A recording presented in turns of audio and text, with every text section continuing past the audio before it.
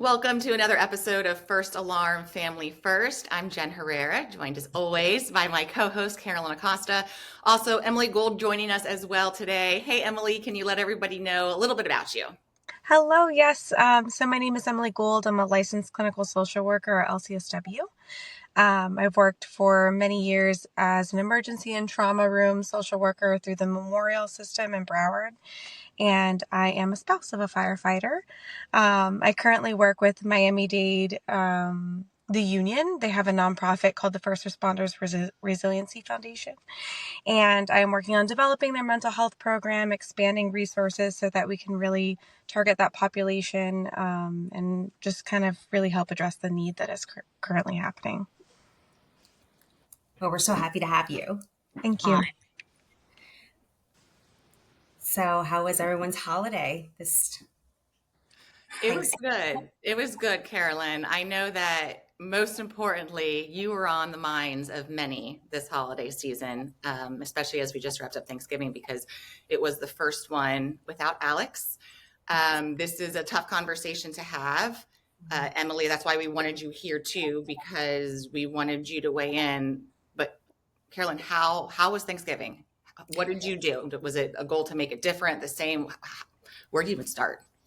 Yeah, well, since it was our first holiday actually without Alex, we decided to go a different route. We usually used to host everything at the house. So we decided to rent a cabin with my family and we went to Tennessee, which was awesome. I think just this change of scenery pace of our regular routine was needed. And then being outside with nature was really, really great. But it was challenging. I mean, during the day, I'd find myself like just emotional. Not so much in front of everyone, just more of, I would keep it to myself and just go in the room and kind of just like let some tears out and then continue because I didn't want to bring anybody else down. And my son too, I could see that he was like in his head a little bit. So, I would take him and then we would go for walks and stuff like that. Just kind of remember a lot of his dad's, things that he would do on Thanksgiving. And then also, know that, it's okay to be sad, but you can also be happy too. It's like a mix of emotions, I would say, but overall, I think we had a really nice time. Starting a new, I would say, tradition. I think we're going to do it again next year.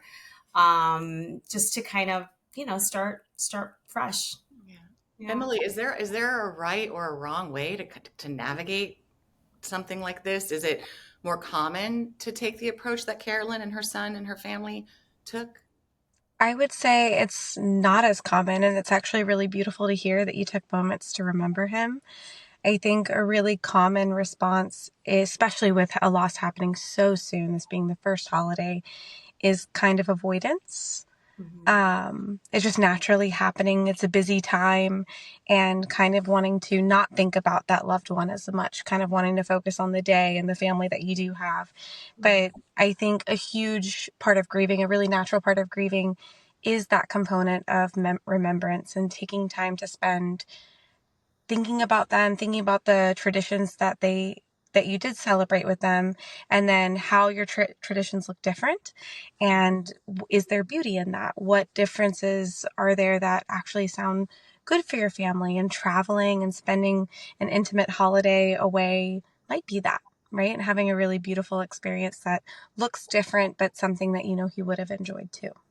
Right. Yeah. I think that's exactly what I was thinking the whole time is like, he would have loved this. Like, this is exactly what he would always tell us. Like when we were together as a family, he's like, this is what it's all about. He always used to say that when we were in the pool, we had people at the house. This is what it's all about, is all of us being together and just enjoying our time. And even at times when I would have my parents, you know how parents can get a little like naggy and stuff. And I'd be like, listen, they're not going to be around forever. Enjoy them. Like, he was so good at always being in the moment, which blows my mind that he was, maybe not in the moment when he was telling me this, but he was always good about redirecting us and being like, stop stressing about getting things all perfect. Enjoy the moment. Emily, is that common, like personality wise? It's so surprising when I hear it. I can tell Carolyn, obviously, incredibly surprised by people who are so, and I've seen it with a very close friend of mine. smiling, always laughing, always reminding everyone to take in the moment. And then we have no idea what they're battling inside. So it can be common. Depression looks different for every person, especially when someone is naturally vivacious, like Alex was, and naturally energetic, and people enjoy them and they enjoy being around other people. It tends to be almost like a coping skill of I'm not necessarily going to be feeling my deepest, darkest feelings. I'm going to be masking it with this. And it, unfortunately, it can be sometimes really easy to see that the depression is affecting someone and sometimes not at all. Yeah. As we head farther into this holiday season, Carolyn's family is not the only family who has been affected in recent months when it comes to first responders taking their lives. Just a couple of weeks ago, 2 first responders back to back in the state of Florida Yeah. did the same. One was a local Miami Beach firefighter, another a firefighter over on the West Coast. I don't want to get too detailed about who these individuals are because we don't know them personally, but they are part of our first responder family. Emily, Carolyn, and I were texting, calling, like, what is happening? I know we don't have the answer, but can you weigh in? Kind of just like there's something going on. Yeah. So what often happens with suicide is we kind of call it like a domino effect. And it's so sad to see. But what can be really common is this idea that someone was able to do that and making it feel more real or more approachable for someone else experiencing very similar thoughts. And so, especially in the first responder community, it's a brotherhood, a sisterhood. They're so tight knit. Even if you don't know each other, you're a fellow firefighter. I got you. Like, we're connected.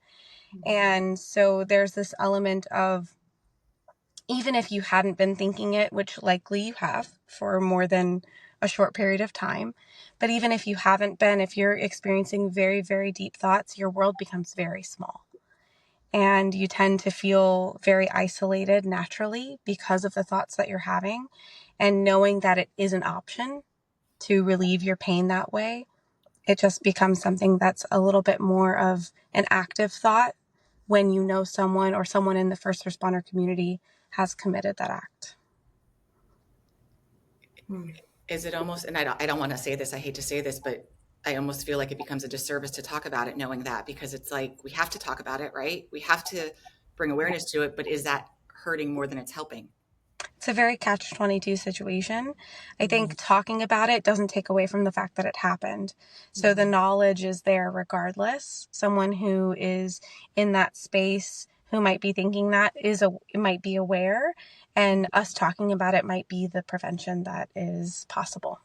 Yeah. And I also feel like it just makes the family more alert of a loved one, because if I would have caught something, I think I would, or maybe even watch these podcasts or like listen to somebody talking about it, I would have been like, hey, let me check in on Alex to see if he's okay. Because I really I didn't even think twice he always had it together. So to me, it was like, there's no way. That's why it just caught me so off guard. So maybe this will help somebody, check in on their loved one and make sure that they are okay. They're not just masking it. Yeah, absolutely. We've talked about approach, Emily, when it comes to checking in on our loved ones, especially first responders. Your husband is a firefighter, so you know exactly, in certain ways, the lives that Carolyn and I have lived. People give different advice when it comes to approach. What would your advice be? Advice be in regards to handling the conversations and talking about this more openly with your spouse? Yeah. So I have the benefit of being a therapist, which helps a lot with communication techniques and navigating that with my husband. But it's not always easy. So I would say the approach of when your spouse is aware that there won't be judgment met when they do open up about something. Because a lot of times, especially in the first responder community, I don't want to typify, but there's a protective level naturally.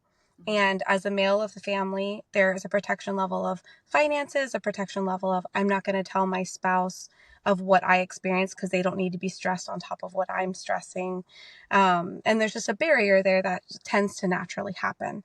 And so breaking through that barrier might not happen in the way that you want it to happen. You might want them to be more open. You might want them to talk about it differently, but that might not be what they're comfortable doing because they want to be protecting you. Right. Or for any other reason, maybe they have something else somewhere else that they're talking about it. Maybe they don't even know how to talk about it. And so I think the biggest tool is communicating and in a way that allows them to know and practicing for yourself that whatever they share is what they're willing to share. And you are not going to meet them with judgment in any way that they talk about what's going on, or if maybe they don't talk about a bad call, they're just talking about work stress. Work related stress is a huge reason why firefighters seek therapeutic support. So it's still being there in a way that will make them feel more comfortable opening up over time over different things because they know they won't be met with judgment. Yeah. I think that's great advice. We're all kind of veteran firefighter family members, if you will. But I think this is important, Emily. For a lot of people, this is the first time perhaps either their spouse or for a mother and a father, their child is going to be on shift during the holidays. Mm-hmm. Their schedule is going to look a little different. Their Thanksgiving dinner table look different. Their Noche Buena is going to look different. Any advice for new first responder families as far as navigating the holiday season, not having their loved one next to them because they're on shift? Yes, it's a hard transition. I will be honest. My husband and I've been married for a few years, but we've been together for 9 years. And in the beginning, I had a very strong sense of tradition, what I thought tradition was, what my family did. It was very rigid. And so Christmas happened on Christmas. We ate the same meal every year. We did the same traditions every single, from the morning to the afternoon to the evening. And in beginning a relationship with my husband, things have looked very different. And so I think there's this idea of transitioning or challenging what you view as tradition, or what traditions you can adhere to, even though maybe it's happening on the 26th instead of the 25th. Or I think last year with my daughter, we ended up having Thanksgiving at the station because my husband was working. Mm-hmm. And I was like, we're not going to have Thanksgiving at our house, like with our things. And that was the first year we had done that in that way. And it was one of the best Thanksgivings we had. And we were able to honor a certain tradition. Like I brought a dish that was like, it's a non-negotiable. It's what we have. And we were able to have that there. So that was my way of continuing tradition, even though it was in a completely different location with people I didn't even know, and experiencing that in a different way. So kind of, yeah, just challenging that concept of tradition and recognizing that just because it doesn't follow what looks like what happened in the past doesn't mean that it can't be really beautiful and really exciting. Yeah, it's just adjusting to those different and appreciating, like, and then when you do have the Thanksgivings on Thanksgiving, it's like, you learn to appreciate it a lot more. Yeah, absolutely. You're like, oh, it's Thanksgiving. We get to wake up, be in the house. Exactly. I think it's a constant adjustment too. And I think that's an important reminder for people to realize, because I mean, this was just a couple of years ago. I grew up, my father's a retired firefighter, so our holidays tended to look different sometimes. And with Jason now, they do. But just a couple of years ago, Noche Buena in a Hispanic family, that's the big one, right? Yeah. But Christmas Day, like my parents were out of town, Jason was on shift, and I was completely by myself. And I went to the Chinese, like I ordered Chinese food in Weston, and I sat there for an hour waiting for it. And you guys, I had this moment, like I was not okay. Like I was upset and I was sad. And I remember calling Jason and being like, you're never working Christmas Day again. I mean, this is coming from someone who professionally had to work Christmas Eve and Christmases, and I've had to work all of the holidays too. But I had a moment, and I think that's kind of worth acknowledging that, yes, I agree 100%, Emily. Like we have to be okay with new traditions, but that doesn't mean it's not going to get to us every once in a while. Yeah, it's incredibly isolating when you're by yourself on a holiday. And it's something that, especially when you don't have children to celebrate it with or family locally. I moved here. I'm not from South Florida. I moved here for graduate school and with my husband. And so there have been Christmases and Thanksgivings where I've been by myself Mhm. before we had our daughter, and that was a huge shock to the system. Yeah. Yeah. I'm glad I wasn't the only one kind of pouting. Like, wait, no, Yeah. this isn't okay.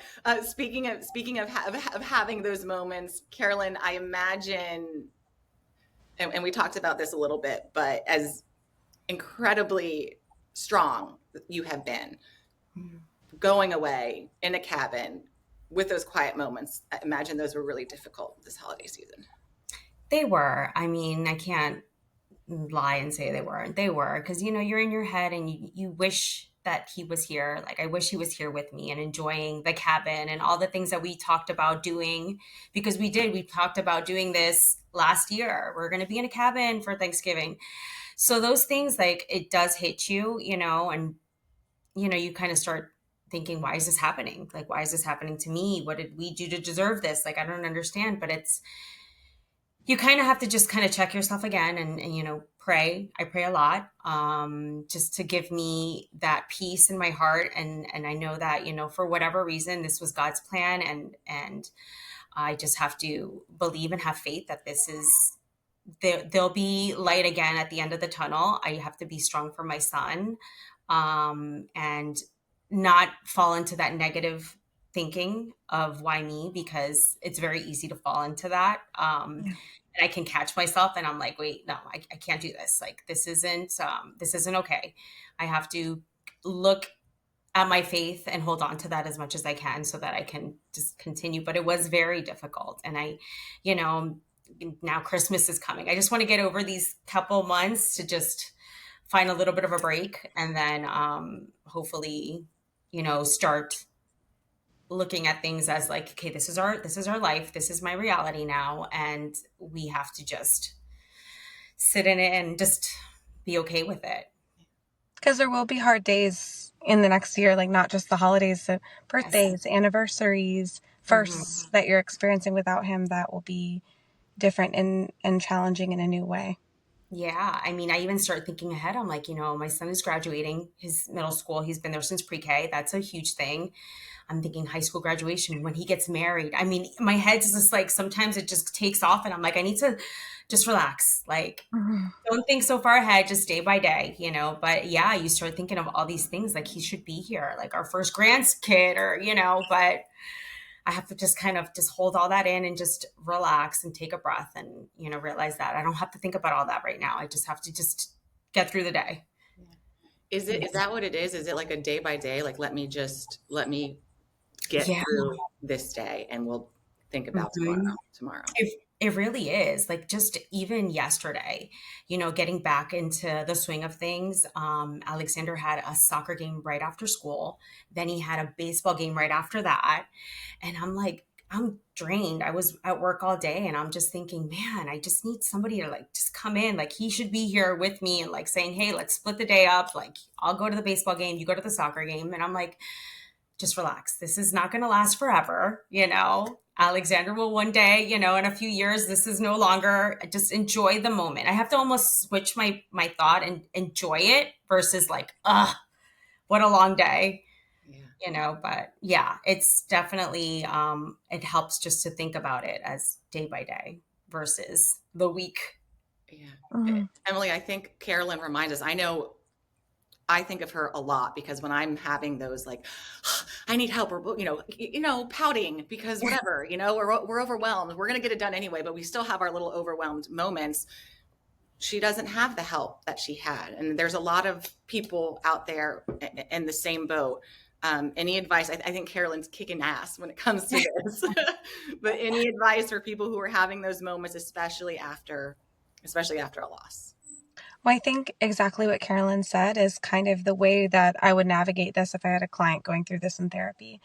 There are things that you're saying that actually follow a therapeutic model. So there's something that a lot of therapists use called cognitive behavioral therapy. It's been around forever. It's kind of a golden standard, but a lot of it is about thought stopping, which is what you were saying about kind of moving into that why me and saying, no, this isn't helpful for me. This isn't going to help me in this moment. I could maybe back 6 months ago, I allowed myself to entertain that a little bit longer, but it's no longer serving a purpose for me. And I'm going to stop that. That's a therapeutic technique that we would talk to clients about and kind of help promote. And then that also that change and shift, it's called cognitive reframing. So it would take a moment to be like, okay, what is the objective view of this situation? And it's a hard day. It's a long day. You're tired. Work is happening, but it's also your son is getting the opportunity to play in these games and do awesome things. And he is going to grow up and not always be able to go to his games and be able to support him this way. And so kind of zooming out, looking at things objectively and seeing where you want to focus on all of the objectivity of the situation that you're in. Yes. Emily, I just want to remind everybody, you're part of the First Responder Resiliency Foundation through Yes. Local 1403 with Miami-Dade County Fire Rescue. We talk a lot about the reluctance of first responders to get help. Any Yes. thoughts on that? There's reluctance for a lot of reasons. I don't know how much you guys have gone in depth with that over time, but there's reluctance because of culture, right? The fire department culture is very much, I got this. Same kind of protector role. Like, I don't need protection. I'm the protector. There's reluctance in the space of you may be labeled as weak. You might not be labeled as someone who is strong or able to complete your job duties because you need additional support, especially when it comes to mental health. There's reluctance because a lot of clinicians don't understand fire culture or police culture. And so if you go to a clinician and you have a bad experience, or maybe they don't understand the nature of the dark humor that a lot of first responders utilize, or the ways in which they need to cope, because their job is going to continuously expose them to trauma and traumatic experiences, the nature of therapy is different, right? It's not one trauma that we're getting through, it's consistent exposure. And so there's a reluctancy that they won't understand me, they won't get it. Or maybe I have tried to go to a therapist and they said completely a wrong thing. It didn't feel like the right fit. And now I opened up that door a little bit and that door is closed forever, right? So a huge thing that I try to do as a clinician, and we definitely try to do with the First Responders Resiliency Foundation, is breaking down that stigma of the weakness component. Like, you're not weak by seeking help. It actually is really strong to do that, because if no one else is doing that, how much strength would it take to actually make the decision to call and do that? It's incredible to make that step as a first responder, I think. So that's something that we acknowledge every time that they call or reach out, or every time that we connect with them, the strength that it even took to make that decision to reach out. And then when we're talking to them about the program, we utilize dark humor.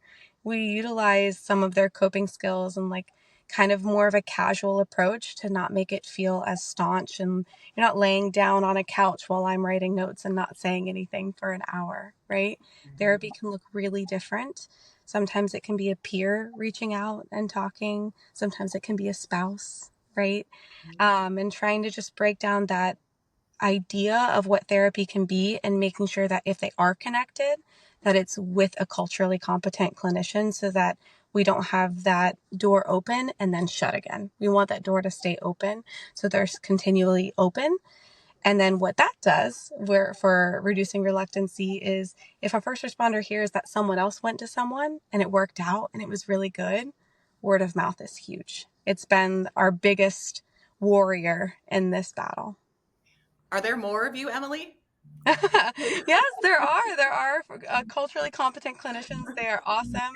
I would say, unfortunately, few and far between, hoping to expand that education and that knowledge of what it means to be a clinician for a first responder and how to best approach the situation.